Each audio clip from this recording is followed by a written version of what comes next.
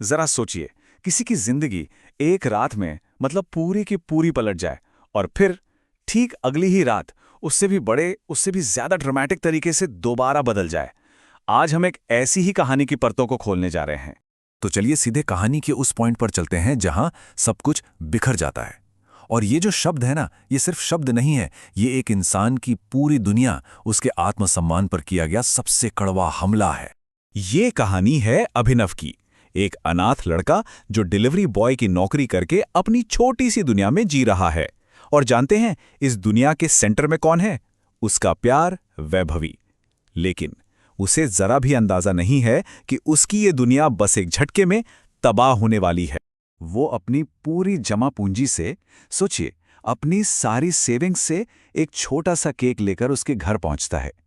दिमाग में बस एक ही चीज है, एक प्यारा सा सरप्राइज देना। लेकिन वहां पहुंचकर उसे ही सबसे बड़ा शॉक मिलता है। एक ऐसी शानदार पार्टी चल रही है जिसमें उसे बुलाया तक नहीं गया। और फिर वहां उस भरी महफिल में उसकी 60 रुपए की पेस्ट्री एक अमीर लड़के देवन के महंगे से तोहफे के सामने मजाक बन के रह जाती है।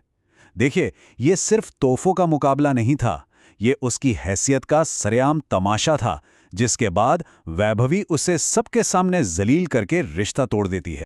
दिल टूटने के गम में डूबा अभिनव ये सोच भी नहीं सकता था कि ये रात उसके लिए अभी और भी अजीब और शायद और भी भयानक होने वाली है। अब फिर जो होता है वो किसी बुरे सपने से कम नहीं है। उसे अगवा करके एक अनजान लड़की के बिस्तर पर डाल दिया जाता है, और जब परिवार उन्हें साथ देख लेता है तो उसे उसी लड़की से जबरदस्ती शादी करनी पड़ती है। सोचिए, एक ही रात में वो एक धोखा खाए हुए आशिक से एक ऐसी अजनबी का पति बन जाता है जो उससे नफरत करती है। ये कितना शॉकिंग और जलील करने वाला रहा होगा उसके लिए। तो अब अभिनव एक ऐसे अमीर और ताकतवर परिवार की बेड़ियों में जकड़ चुका है जहां उसकी पहचान एक सड़क छाप लड़के से ज्यादा और कुछ भी नहीं है। वो एक कैदी की तरह है और उसकी सजा, ये जबरदस्ती की शादी। अपनी नई पत्नी के साथ जो उसे देखना तक पसंद नहीं करती, अभिनव को एक हाई सोसाइटी पार्टी में जाने पर मजबूर किया जाता है। पर उसे क्या पता था कि यही पार्टी उसकी पूरी पहचान को हमेशा हमेशा के लिए बदल कर रख देगी। तो उस पार्टी में जहां हर कोई उसका मजाक उड़ा रहा था, एक बहुत ही पावरफुल आदमी अकरम की नजर अभिनव की उंगली की एक अंगूठी पर पड़ती है। ये वही अंगूठी थी जो अभिनव के पास उसके बचपन से थी। बस ये देखकर अकरम उसे सबसे दूर एक प्राइवेट कमरे में ले जाता है। अकरम सिर्फ एक शब्द कहता है, टाइगर। और ये एक शब्द सुनते ही अभिनव के दिमाग में वो धुंधली डरावनी यादें एकदम से ताज़ा हो जाती हैं। ये वही आखिरी शब्द थे जो उसने अपने पिता से सुने थे, उनकी मौत से ठीक पहले। और फिर अकरम उस राज से पर्दा उठाता है जो पिछले 18 सालों से दफन था। वो बताता है कि अभिनव कोई अनाथ डिलीवरी बॉय नहीं, बल्कि संजय गढ़वाल का बेटा टाइगर है, एक बहुत बड़े करोड़ों के क्रिमिनल एम्पायर का इकलौता वारिस।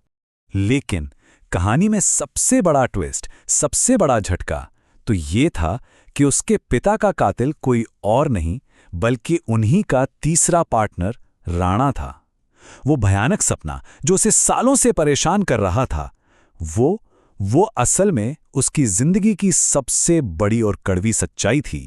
और इसी के साथ अकरम अभिनव के हाथ में एक चेक थमा देता है। ये रकम इतनी बड़ी थी कि जिस लड़की की दुनिया सिर्फ 60 रुपए की पेस्ट्री में सिमटी हुई थी, उसके लिए ये एक पूरी नई हकीकत का दरवाजा था। तो ठीक है, अभिनव को अपनी असली पहचान तो मिल गई, लेकिन टाइगर का नाम सिर्फ विरासत में नहीं मिलता है ना। उसे अब ये साबित करना था कि वो इस नाम के, इस सिंहासन के लायक भी है। और बस यहीं से शुरू होता है इम्तिहानों का एक लंबा दौर। उसे हर कदम पर, हर मोड़ पर परखा जाता है। उसे अपनी पुरानी कमजोर पहचान को पीछे छोड़कर अपनी नई ताकत को दुनिया के सामने लाना पड़ता है। उसके पिता के सबसे पुराने और सबसे वफादार साथी बलराज उसे एक सीधी चुनौती देते हैं। वो देखना चाहते हैं कि क्या इस लड़के की रगों में भी उसके बाप जैसा ही फौलाद दौड़ता है या नहीं। और उस लड़ाई में अभिनव सिर्फ अपनी ताकत से नहीं बल्कि अपनी समझदारी से जीतता है। वो ये साबित कर देता है कि एक राजा को सिर्फ लड़ना ही नहीं, सोचना भी आना चाहिए। तो उसने लड़ाई भी जीती और साथ में बलराज का सम्मान भी।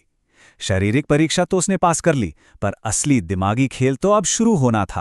तो अभिनव ने अपना खोया हुआ अतीत तो पा लिया था, लेकिन इस नई पहचान के साथ उसे विरासत में मिली थी एक ऐसी दुनिया जो खतरों और दुश्मनों से खचाखच भरी हुई थी।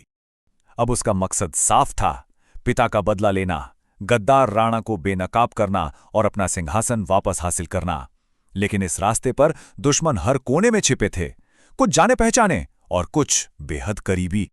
और यहाँ अकरम और बलराज उसे आगाह करते हैं कि देखो, खतरा सिर्फ बाहर नहीं है, खतरा अंदर भी है। उनके अपने बीच कोई गद्दार है, शेरों के बीच कोई भेड़िया जो उनकी हर चाल की खबर दुश्मनों तक पहुंचा रहा है। और ये जो स्लाइड है ना, ये उसकी चुनौती के असली लेवल को दिखाती है।